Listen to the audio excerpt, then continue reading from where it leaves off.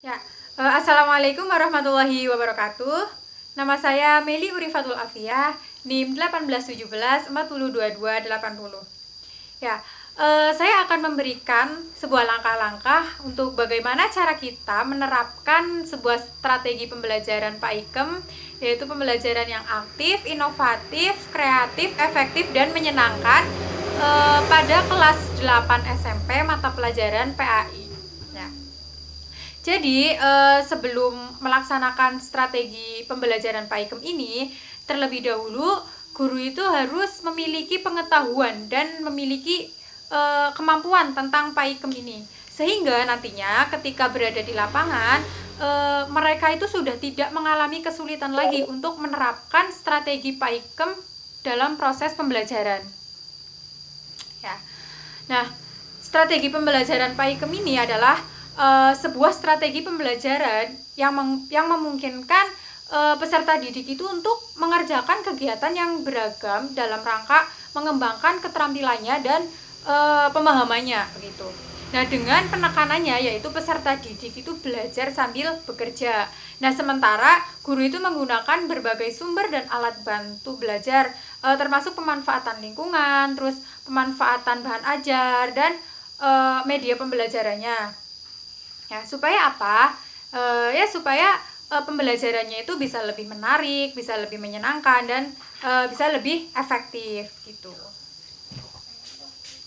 Oke, di sini saya mengangkat tema yaitu mengutamakan kejujuran dan menegakkan keadilan. Langsung saja ke proses pembelajarannya, yaitu yang pertama, yaitu guru itu harus mempersiapkan medianya terlebih dahulu, mempersiapkan apa saja yang akan dipakai untuk di dalam pembelajarannya.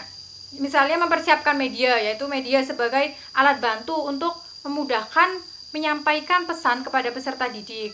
Nah, kemudian setelah mempersiapkan segalanya itu, kemudian guru itu memulai pembelajaran dengan mengucap salam dan berdoa bersama. Kemudian dilanjutkan dengan memeriksa kehadiran, kerapian berpakaian. Kemudian untuk posisi tempat duduk juga disesuaikan dengan kegiatan pembelajarannya.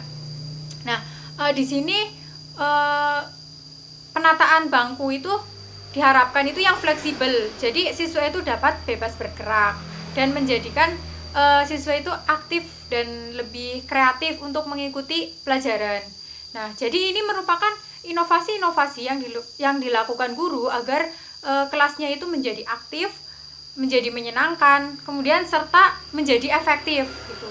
Dan tentunya guru itu menggunakan metode yang variatif ini sesuai dengan mata pelajaran dan kondisi siswanya.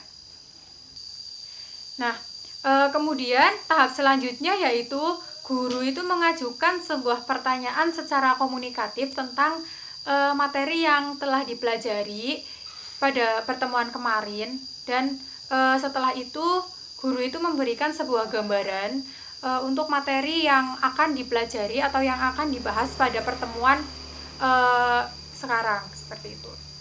Kemudian setelah itu guru itu menyampaikan sebuah tujuan pembelajarannya, yaitu mendeskripsikan pengertian jujur, kemudian mendeskripsikan pengertian adil, menyebutkan dalil naklinya.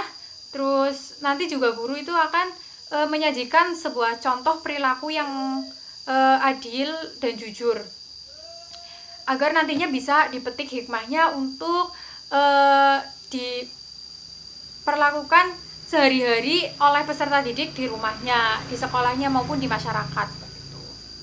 Nah, kemudian setelah itu, setelah guru menyampaikan tujuan pembelajarannya, guru itu mulai meminta peserta didik untuk mengkaji dan mencermati sebuah video tentang materi mengutamakan kejujuran dan menegakkan keadilan. Nah, kemudian setelah peserta didik itu mengkaji dan mencermati video, peserta didik itu mengemukakan pendapatnya tentang hasil kajiannya dan pencermatannya, begitu. Kemudian guru itu memberikan penjelasan tambahan dan penguatan terhadap hasil pencermatan peserta didik tersebut. Nah, setelah itu guru itu membagi siswa menjadi beberapa kelompok. Jadi kemudian guru itu membagi tema yang akan didiskusikan pada tiap-tiap kelompok. Misalnya tentang pengertian dari jujur, pengertian dari adilnya, kemudian dalil naklinya, contoh-contohnya apa saja begitu. Nah, kemudian setelah didiskusikan, guru itu meminta perwakilan dari tiap-tiap kelompok itu untuk mempresentasikan hasil dari diskusinya di depan kelas. Nah, setelah presentasi selesai, kelompok yang lain itu menanggapi hasil presentasi dari temannya tersebut. Nah, kelompok yang mempresentasikan tersebut diberikan kesempatan untuk mempertahankan hasil diskusinya. Ya, apabila siswa itu tidak mampu menanggapi, maka dia dibantu oleh kelompoknya. Ya, kemudian secara bergantian masing-masing kelompok itu mempresentasikan hasilnya dan kelompok lainnya itu memperhatikan atau menyimak dan memberikan tanggapannya begitu.